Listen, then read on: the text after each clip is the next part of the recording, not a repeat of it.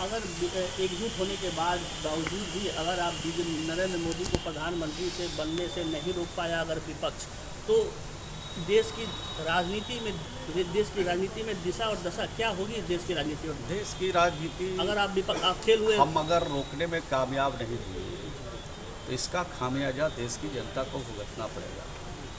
जो हमारे पुरखों ने जिसने आज़ादी दिलाई, राष्ट्रपिता महात्मा गांधी ने, सरदार पटेल ने, जिन लोगों ने देश की आज़ादी दिलाई, उन लोगों का जो सपना है वो टूट जाएगा।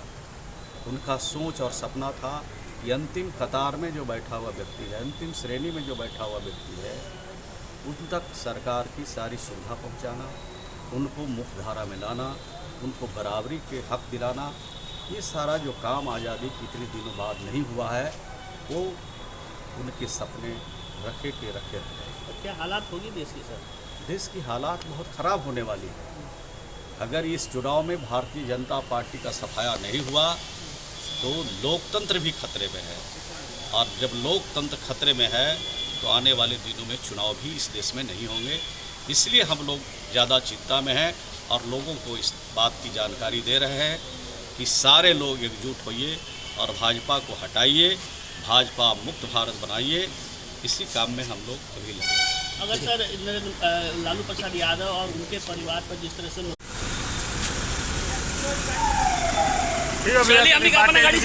कार्यक्रम बाटे जो भी है हुआ बाकी शुरू।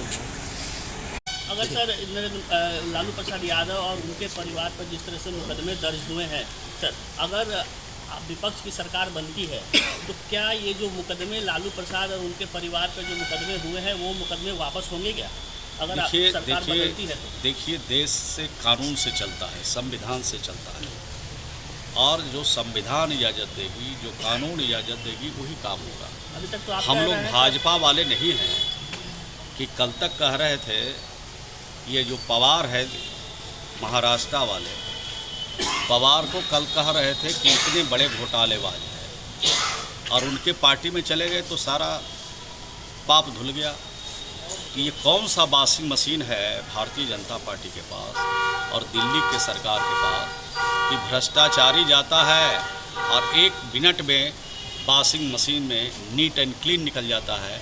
ये देश की जनता को बताना चाहिए कि कल तक भ्रष्टाचारी कह रहे थे देश के प्रधानमंत्री, गृह मंत्री, और आज सदाचारी हो गए, आज अच्छा हो गए। उनके पास मापदंड क्या है ये बताना चाहिए। हम तो कानून के राज वाले हैं, हम तो कानून का देश स्थापित करना चाहते हैं, हम तो संविधान से चलना चाहते हैं। संविधान से किसी भी तरह से छेड़छाड़ नहीं हो, इसकी पूरी कोशिश। आप तो कह रहे हैं कि लालू प्रसाद यादव पर जो मुकदमे हैं वो फर्जी मुकदमे, उनके परिवारों पर जबरदस्ती जो है लगाया जा रहा है। ये बात सही है, तो फिर जांच क्यों नहीं होगी? ये बात मुकदमे वापस क्यों नहीं होंगे? इसकी बात आप क्यों नहीं कह रहे? हम कहाँ कह रहे हैं कि मुकदमे किसी पर वापस हो जाए। अगर मुकदमे गलत तरीके से हुए हैं तो कानून अपने हिसाब से काम करेगा, जांच कराएंगे, कानून के हिसाब से चीज़ें चलेगी, तो कानून अपना काम करता रहता है। जांच कराएंगे ना सर? कानून के हिसाब से जो भी कुछ होगा, मुकदमे हुए वो जांच कराएंगे ना सरकार? जिनके खिलाफ भी साजिश के तहत मुकदमे होगी हुई है, उनके खिलाफ जांच होगी। चाहे हमारे पक्ष के लोग हों, चाहे दूसरे पक्ष के लोग हों, सबके साथ न्याय हो, सबके साथ न्याय विधि सम्मत कार्रवाई हो, सबके साथ कानून के हिसाब से कार्रवाई हो। इस पक्ष के हम लोग। ठीक, धन्यवाद। प्रधानमंत्री मोदी जी के खिलाफ अक्सर ये चर्चा रही कि नीतीश कुमार प्रधानमंत्री के उम्मीदवार हैं। आज भी कई बार चुनाव हुए और उसमें नीतीश कुमार को एज ए प्रधानमंत्री के रूप में देखा गया। तो प्रधानमंत्री बनने के लिए तो तैयार है, मगर नरेंद्र मोदी प्रधानमंत्री के सामने चुनाव लड़ने के लिए कभी आज तक कोई इतना बड़ा नेता सामने खुलकर क्यों नहीं आता? नहीं, नीतीश कुमार जी कभी प्रधानमंत्री बनने की दावेदारी उन्होंने नहीं की और न कभी उन्होंने इच्छा भी की। ये लोगों में चर्चा होती रहती है कि मुख्यमंत्री की जो काबिलियत है, उनके अंदर जो काम करने की क्षमता है, उनकी जो सोच है, उनका जो विजन है, वो प्रधानमंत्री जैसे पद को चलाने की क्षमता है, चलाने के लिए उनके पास पूरा सोच और विजन है। इसकी चर्चा हमेशा राज्य और देशों में चलता रहता है।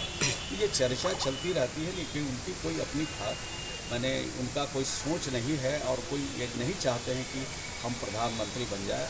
उनका मिशन एक ही है कि 2024 में भाजपा से मुक्त कर दिया जाए भारत को, ताकि ये जुमलाबाज लोगों के रहते न नौजवानों को रोज़गार सुरक्षित है, न देश में महंगाई कम हो सकती है, न यहाँ के नौजवानों को काम मिल सकता है और न महंगाई कम हो सकती है। इसके लिए देश के नौजवान देश